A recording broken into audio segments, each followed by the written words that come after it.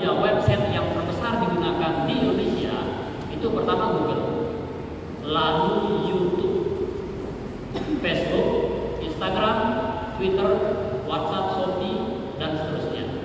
Kita ambil yang 3 saja. Google, ya, segala informasi semua kita pakai Google. Google Maps, semuanya itu semua rata-rata Google, dan itu terbanyak digunakan. Makanya Yahoo dan Wikipedia, ya, sehingga Google mengupdate algoritma lebih responsif, Yahoo tenggelam. Apa artinya? Kita harus mengikuti zaman.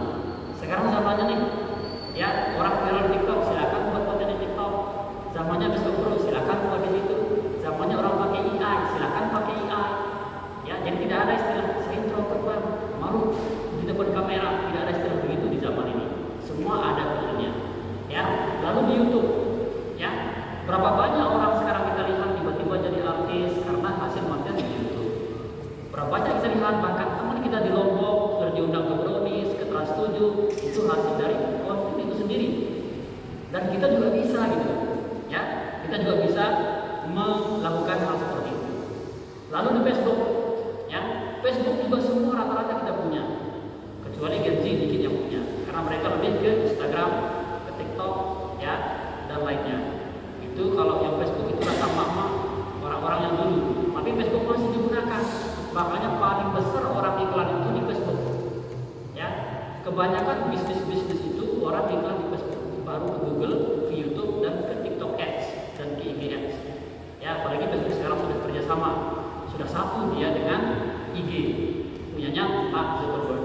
Jadi ini yang harus kita kuasai: Google, YouTube, Facebook, dan TikTok, dan seterusnya. Nah, sekarang kita fokus di YouTube. Ya, tentu berbicara YouTube itu kita harus punya konten. Kontennya gimana? Ya, kita harus satu memahami audiens. Kita bikin konten nih, targetnya siapa? Ya, harus kita tentuin dulu. Oh, saya ini marketnya saya ke Gen Z, atau marketnya ke orang yang suka mobil. Ya, harus mulai kita dari satu tema dulu. Niche-nya, segmennya harus satu, jangan dicampur aduk. Ya, semua platform begitu maunya, nggak bisa dicampur aduk. Karena algoritma itu harus dia fokus di satu niche. Yang kedua, kita harus analisis data. Ya, kita riset dulu. Nah, nanti kita akan bongkar nanti di YouTube itu ada analitiknya. Oh, di video mana nih yang paling banyak nonton? Di situ akan terdeteksi umurnya berapa, lokasinya di mana, ya, dan di menit keberapa mereka bertahan menonton di konten kita itu. Di situ akan terdeteksi. Itu harus kita memahami analitiknya. Itu yang kedua. Yang ketiga, harus bisa interaksi, ya, gabung komunitas. Kita mengikuti ada namanya KDD, ya, ada namanya KDD.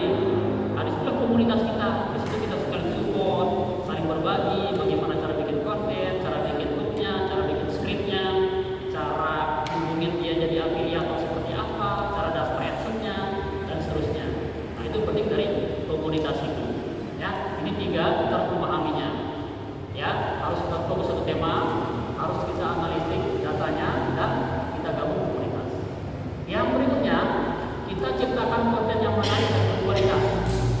Ya, jadi menarik berkualitas itu idealis, itu dinamis. Menurut kita bagus, belum tentu menurut orang lain juga bagus. Jadi semua ada pasarnya. Makanya tadi harus kita analitik dulu nih. Kalau sudah ketemu marketnya, audiensnya ke siapa, jadi kita menggunakan bahasa-bahasa mereka, barulah dia akan ketemu dengan disebut konten menarik berkualitas. Karena sudah goalnya sudah dapat gitu. Ya, sekarang bagus kita buat video, misalkan tentang ibu-ibu jilbab, tapi ketika disodorkan ke bapak-bapak itu tidak menarik. Ya, makanya penting kita harus menganalisis data tadi, audiensnya ke siapa, harus spesifik. Ya, lalu kita harus produksi secara profesional, tidak asal sembarang edit, tidak asal sekarang buat video, harus profesional. Harus kita bagaimana mengambil angle di video itu sendiri, apakah dia close up, apakah mid roll istilahnya dalam membuat video itu. Di situ kita harus fokuskan. Ya, bagaimana footage dari video itu harus kita masukin di dalam setiap video sesuai dengan yang kita bicarakan. Nah, itu dia produksi profesional. Lalu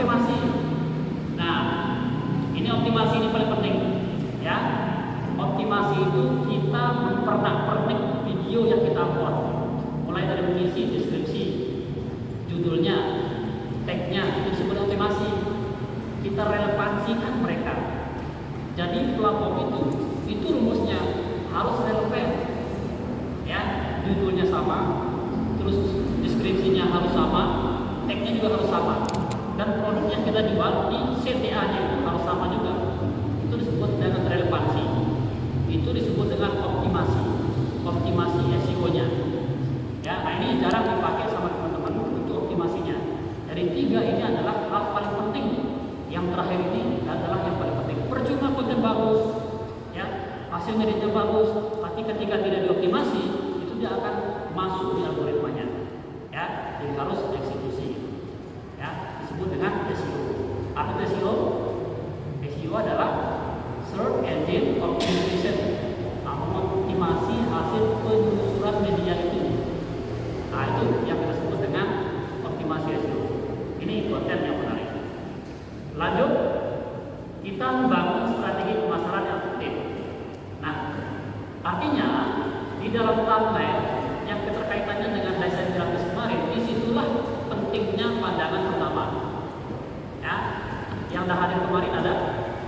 Bisa katakan? Oke. Nah, di desain grafis itulah kita membuat thumbnail. Apa itu thumbnail? Thumbnail itu yang dilihat pertama di orang di TikTok, di Facebook itu. Kan kebanyakan kita kalau lihat video kan terangsang ya dengan thumbnailnya. Thumbnailnya menarik thumbnailnya nih. Ya, apalagi ada foto kayak kita laki-laki ada foto ceweknya seksi kan cepat kita kan ya. Kalau perempuan ada kayak flexingnya itu cepat diklik. Itu disebut dengan thumbnail. Thumbnailnya harus bagus ya, covernya harus bagus. Ya, nah, di dalam konten kreator disebut thumbnail. Itu tampilan pertama. Nah, harus menarik. Lalu kita promosikan di sosial media. Nah, setelah diupload nih, teman-teman punya Facebook, punya TikTok, ya, punya grup di WhatsApp, disitulah share dia. Ayo teman-teman bantu saya nih, saya lagi bikin video nih hasil pelatihan di Karangbaru. Ya, kali ini dari kita silakan dibantu like, subscribe, apa-apa. Lakukan aja begitu. Ya, jangan kita gengsi. Ya, jangan kita gengsi, itu di share di media sosial yang kita punya. Ya, nah, biar bermanfaat untuk grup di WhatsApp itu. Lalu kita kolaborasi dengan influencer. Nah, ini ketika kita mau, dan saya siap pribadi, kalau teman-teman bisa promosikan kontennya siap, saya promosikan di channel besar saya. Kita bisa collab, kita bisa gabung, nanti di grup itu kita suka. Tanya aja di situ, ya. Saya sampai lupa banyak itu datang ke sana bimbingan. Jadi tidak acara resmi banget itu, biasa-biasa saja gitu. Ya, nah nanti kita bisa collab. Siapa nih channelnya yang bisa promosiin di channel saya yang besar, itu nanti saya masukin di situ. Ya, nanti langsung masuk akan mengikuti subscriber saya itu akan mengikuti ke teman-teman. Jadi mengikuti dia, itu dia masuk dengan kolaborasi. Ya, bisa suka, nanti kita kerjasama dalam kolaborasinya. Nah, itu yang ketiga. Ya, next. Nah, di situ itu ada fitur-fitur. Ada fitur disebut dengan subtitle dan penerjemah. Dulu, kalau di tahun 2020-an itu kita tidak bisa mengharapkan penonton dari luar negeri karena ini belum ada. Nah, sekarang video kita bahasa Indonesia itu bisa kita ubah dengan bahasa di mana orang nonton. Orang Jerman nonton, otomatis dia bersubtitle bahasa Jerman. Nanti orang Inggris bersubtitle bahasa Inggris. Nah, sehingga kita bisa mendapatkan jangkauan penonton jauh lebih luas. Nah, ini fitur di YouTube bisa kita pakai itu. Lalu yang kedua, kita menempatkan iklan. Jadi kalau sudah monet, ya, kalau sudah monetisasi, kita bisa taruh iklan di video-video kita. Kalau itu durasinya 8 menit, itu kita bisa taruh iklan sebanyak-banyaknya. Kalau di bawah itu iklannya disesuaikan dengan pihak YouTube. Ya, nah, kita bisa taruh iklannya di manapun. Makin banyak iklan, makin banyak kita dapat. Itu untuk iklannya. Lalu ada fitur analitik dan insight. Nah, di semua media sosial itu teman-teman ada fitur analitiknya. Ya, kita bisa melihat di situ siapa saja yang nonton kayak tadi kan. Viewsnya ketika saya ngupload video begini, oh ternyata viewsnya turun. Di situ ada datanya, ada analitiknya. Nah, itu kita manfaatkan nanti kita akan bongkar bedah dashboard bagaimana cara melihatnya. Next, lalu, nah kita membangun kita harus terlibat aktif. Ketika orang ada momen nih di IG atau di konten kita, itu jangan cuek, harus kita balas, ya. Karena banyak sekali saya lihat teman-teman yang sudah besar itu ada yang komen, lama dibalas bahkan tidak dibalas. Itu mempengaruhi performa dari konten kita itu. Jadi harus cepat kita balas dan membalasnya menggunakan kata kunci dari judul video kita, ya. Harus masuk kata kunci di judul video itu cara balasnya untuk mengundang algoritma media sosial itu bahwa video itu kuat. Nah itu caranya ya, jangan balas seperti iya tidak usah. Nah, itu yang jarang diketahui sama teman-teman di konten kreator. Dia tidak membalas sesuai dengan judul videonya, harus dibalas ya. Nah itu ya, kita harus aktif. Lalu kita kolaborasi dengan kreator lain ya. Nah ikut collab kayak tadi, ikut temennya ada yang silakan kita saling collab, saling subscribe, saling blog walking istilahnya, jalan-jalan ke konten teman-teman, lihat ke sana, blog kayak gitu ya. Harus kolaborasi dan kita jangan malas karena kita harus learning by doing ya. Kita sambil berjalan sambil belajar.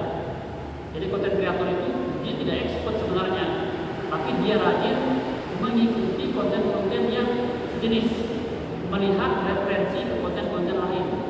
Nah itu kita lakukan ya, karena kita juga butuh belajar untuk mengetahui apa-apa saja yang perlu kita tambah di dalam video kita itu sendiri. Lalu memberikan nilai tambah. Nah itu disebut dengan ATM, amati, tiru, modifikasi. Tonton video yang kita buat, misalkan kita membuat cara membeli laptop murah. Kita lihat dulu video orang, apa kekurangannya di video itu kita tambah ya. Kita amati, tiru, modifikasi. Kita lihat dulu video orang, apa kekurangannya, itu kita tambah ya. Apa yang lebihnya, itu kita tambah lagi. Makanya penting untuk kita memberikan nilai tambah. Jadi di konten kita usahakan unik dalam arti harus beda dengan konten lain ya.